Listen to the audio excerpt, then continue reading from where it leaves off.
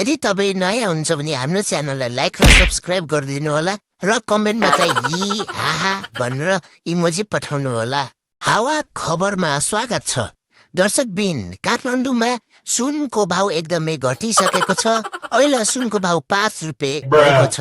5 रुपियाँ एक तोला चाँडै नै किन्नुहोस्। र कोलपुरमा चाहिँ अहिले एउटा किब्लाले बाटो काट्दाखेरि किब्लाको डेथ भएको छ। पोस्टमोर्टमको लागि अहिले दाग तुलसीपुर लगिएको छ र दाग तुलसीपुरबाट के न्युज आउँछ सुनौँला। आउने 20 वर्षपछि र आज भर्खरै घोषित गरिएको छ नेपाल विश्वको सबैभन्दा धनी देश हो र ताकतवर देश हो भन्ने मान्छेले सपना देखिरहन्छन्, तर होइन, बल्कि नेपाल दुनियाँको नै विश्वको सबैभन्दा ताकतवर र धनी देश हो।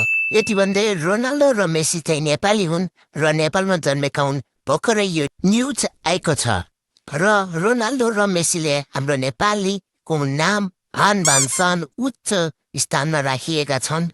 र यति भन्दै यो हावा खबर सकिन्छ।